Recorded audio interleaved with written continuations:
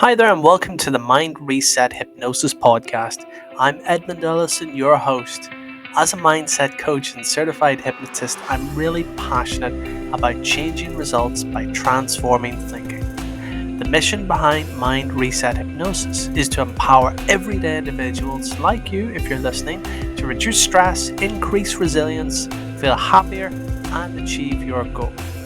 Now, on today's episode, we explore how our habits help or hinder us from achieving our goals. And we ask, who is really in the driving seat? You or your subconscious? So here's the question that I have. Are all habits helpful? Starting this episode off, I wanted to share a story about a past client of mine because I do believe that people can really relate to stories, and I hope that you can too. Now, this particular client had several limiting beliefs which were preventing her from showing up, and she wanted to achieve her goals of starting a business and being able to speak her own truth. Now, you might have a business, you might not, but I'm sure that what I'm about to tell you will definitely reach you. And just as a word of warning, this next thing that I'm about to tell you might trigger some people, so just be warned. It turned out that when she was younger, her mum told her that she wasn't good enough. She never gave her any attention and made her feel that something was just wrong with her. And as you can imagine, this would hurt anybody to hear that and didn't give her any affection. And she started to create this core belief on some level that she wasn't good enough. Then over the years, as you might expect, it became difficult then to manifest that sense of confidence. And unfortunately, she created this habit, this routine, where she couldn't look people in the eye because of this deep sense of shame. But the challenge was, when she was older, her mind had suppressed this, so she didn't realize until she worked with me in an advanced hypnosis session to really understand what was the core root of the trauma that had caused her to think, feel, and react this way. Now, you might be wondering, what has this got to do with habits? And how does it benefit me personally? Well, hold on and let me explain. The core thing here is that we're all shaped by our beliefs, and I hope you'd agree with me on that. Now, this client, as I say, wasn't aware that this core belief, which formed part of her identity, was there. And if she didn't know that, just take blinking. How many times have you blinked in the last minute? You're not sure, are you? But you've probably blinked hundreds of times without even realizing it. Now, if you can do that on autopilot without realizing it, what else could be happening on autopilot? And now she didn't believe this was there. And not only did she not believe it was there, she didn't believe that it was the thing responsible for driving her behavior. And that's what we're trying to get at, right? Helpful habits. Well, in this case, this habit wasn't helpful, because the way she looked at it was, if her mum didn't love her, then who could? Why should anybody love or respect her? And in some cases, if we ask ourselves a really honest question, and I'm going to do that, I'm going to ask you a direct question: do you believe that maybe there's something wrong with you? Maybe sometimes you hear that voice nagging in your head telling you that you're not good enough, that the work isn't good enough, that it's not perfect, that you just need to do a little bit more. And for some reason, you just can't seem to get it 100% right. Or that maybe when you do something, you beat yourself up and you keep going back and back and back and looking at it, thinking about it in different ways. And maybe you're really harsh on yourself. Maybe you wish you could be different, think different, act different, yet you don't. For example, you might get stressed all the time because you can't let things go. Do you? Do you over-worry? Do you sit up at night, stressing, worrying about things? Worrying about what you're going to do, what you're going to say, playing it out in your head, how it's going to go? What if it doesn't go right? What if you're criticized? Well, if you are stressing about things and playing it over and over in your head and repeating a routine, that's what you're doing. You're stuck in a routine. I'm sure you've seen the film Groundhog Day, and for a lot of people, they feel like they're stuck in Groundhog Day, that there's no escape. And if it resonates and what I've said so far, you've been nodding your head saying, hold on, that's me. Well, there's a good chance that you've created habits around your belief system. Now, the challenge you have is maybe you're not fully present to what your beliefs are. They're usually buried deep inside. It's like your car. You know there's an engine, you know there's different parts, but if you're not a mechanic, you're not likely to open the bonnet and start going in and having a look around. And I know that that's the case because I've been through this myself, and I've been through my own journey of stress, resilience and burnout, and that's why I'm doing this type of work now to help other people, because I took too much on, stressed out, and it impacted on my health. But I didn't do all that just for the sake of it. Is because I care about other people and I wanted to serve others and help. And the people who tend to stress a lot care, and I would imagine if you're listening to this that you care as well, and not only do you care about yourself, but you care about other people and what they think, and you don't want to let people down. And believe it or not, when it comes to that whole feeling of not wanting to let people down and striving for perfectionism, the reality is that usually comes from a deep-seated set of beliefs about your mum and dad, and usually it's to do with the mum and dad and wanting to please them. That is usually where you find when you're working with clients, there's a strict upbringing, or you were trying to show that you were good enough in some way to your mum and dad, and you wanted them to be proud of you. So there's usually something that is related back to the family situation. And the truth is, everybody goes through something. But what I can tell you is that there is a light at the end of the other side. And to go through that journey of understanding, you've got to be able to first understand what it is that's triggering you. And for a lot of us, what we're doing is creating habits around our belief systems. We're telling ourselves it's okay to do X, Y, or Z. And in some cases, what we believe about ourselves is causing us to stress or react in a certain way and even avoid doing certain things altogether. And for my client, the key was helping her to realize that there was a problem. There was a problem with what she believed, because what she believed wasn't true. It never was. She just believed it. And because she believed it, she was giving it form. She was giving it presence in her mind, and it was directing her behavior.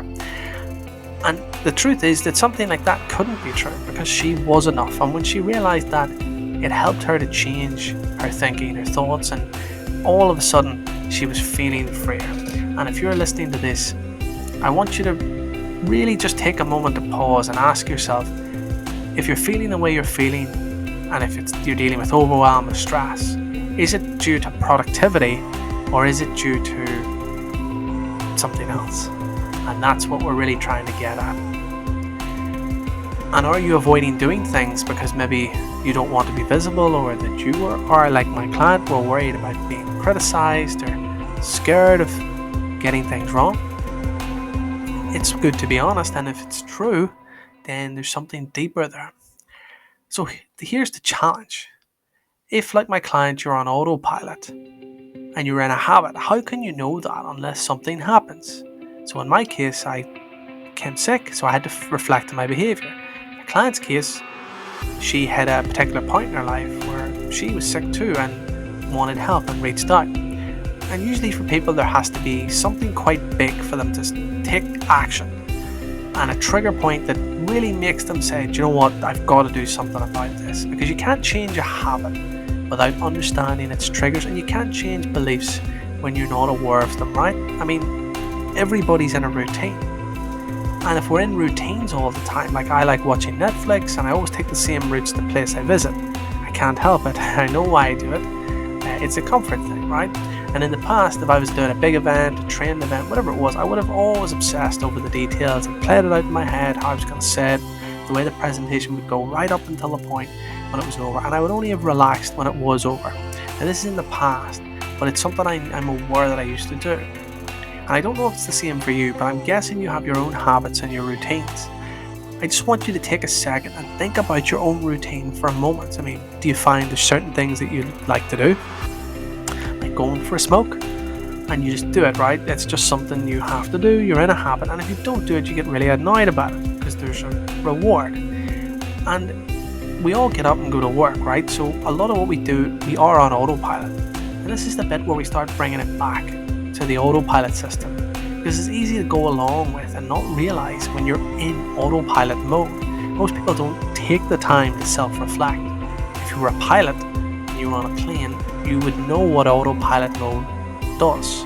So if you put the plane on autopilot, that's fine because you get it at a deep level. But for a lot of us, like breathing, like blinking, it just happens. And the strangest of things is that it's happening right now, but you are not aware of it. And if you have to go to a manual because you've been trained on it and you know what it does, then great. But how much do we know about our own autopilot? I mean, when was the last time you sat down and actually tracked your habits or your behaviors? I would guess that you haven't, right? I mean, it would take something really big for you to do it. You know, have you said, why am I reacting like this? Why do I act like this on certain times? What's causing it? What's the purpose behind my behavior? Why am I doing it? Because with a habit, there's usually three components. There's the cue and the reward, and the other one is believe it or not, the routine. So we usually do something when we're in a habit, we've got to have a reward. And that's the challenge when we look at something external versus internal. It's much easier to notice when something isn't working. And that's the challenge we have. Because when it's internal, it's not something we can see easily because we don't want to. We've got a filter on. But other people can notice it, other people around us. But when it's something external, like a device or something we own or someone close to us, then we'll notice it. Then we can pick things up. And I'm going to give you an example of something most people can relate to. Now, I would guess most people, like yourself right now, have your phone on you, right? You probably don't leave your phone down a lot. Phones are now like lifelines, and they allow us to interact with the world in many different ways. And again, as their lifeline, it's usually the number one thing that brings in overwhelm. So the thing that you rely on is usually the thing causing you a lot of stress. But that's for a different episode. In this one, I just want to talk about the fact that an upgrade, if you're doing it on a phone, you know, you've got to do that at some point. And I will explain why I'm talking about upgrades soon. But you know, I'm sure you might ask somebody in a store if you're upgrading the phone to do a software update, maybe to help you set it up, because maybe not sure how it works, right? You're maybe not that technical. You'll say, look, can you set it up? And most times people don't care about the detail. They just want the thing done, and it's done as fast a time as possible. So you'll probably tell them to go ahead, do what you've got to do, get it done. I don't care what you need to do, just get it done. Now, because we just want to get things done and move ahead, the software, believe it or not, that you just want to be pushed in without really wondering what it does.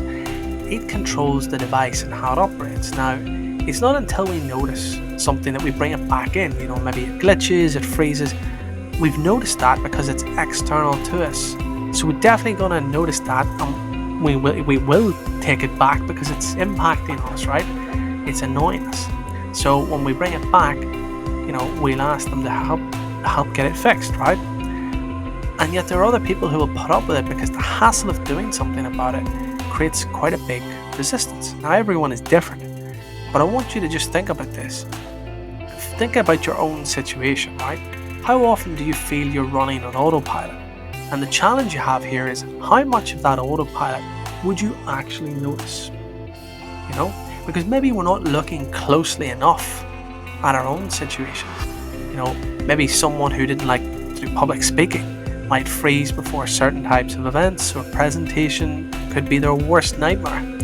But going back to the software on the autopilot, could it be that there's something in our programming that's causing us to react this way? Believe it or not, when we were children, we would have panicked if it stand up in front of everyone. True or false?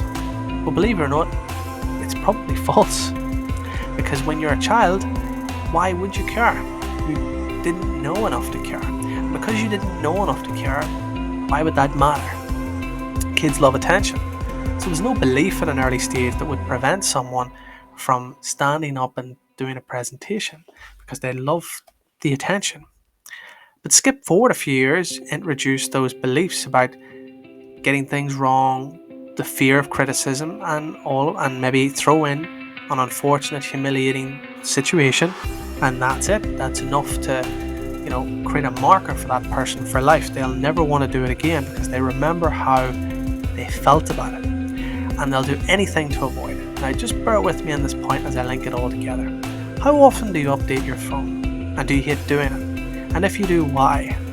Because the truth is, changing your phone, it's a big deal for some people, and it creates a sense of fear. And it's that sense of fear which I'm trying to get at here, because believe it or not, fear is built into your programming. It's there, whether we like it or not. What if I lose everything? What if I don't like that? What if I say something wrong? What if I'm humiliated? And that sense of fear, regardless of what activity we're doing, it's the thing we're getting at here, this fight or flight. And it holds us back in so many ways. Because when you think about it, let's say, public speaking, maybe people get panic attacks, and you have to wonder, where does that come from? And they usually kick in because of an event, something that happened. Maybe they felt embarrassed, or something happened to them when they were speaking in front of people many years ago, could have been humiliated at school. That trauma stays with them. It creates an imprint, a marker, and it stays in their subconscious. And even if their conscious mind has forgotten what's happened, the subconscious usually tends to bury that sort of stuff just so that you can move on. It's part of how we survive. But the feelings are there. Your mind remembers and will do anything to keep you away from something that represents that danger. And so you can't really process that unless you've been able to come to terms with what's happened and process it and almost realize that it wasn't your fault. And that's a key thing. So even like I said, if we suppress it, we remember it. So if we come up with a new event that feels similar to the old one, the feelings come back. That's why people get panic attacks. Those unconscious markers are still there. So it's worth thinking about that when we talk about helpful habits, because some habits we create to help us with work or with our personal lives, but yet there are other things that we think are helpful habits, but they might not actually be. It's how we look at them. So is a helpful habit avoiding doing presentations or public speaking when it might be something that will lead you to a better job?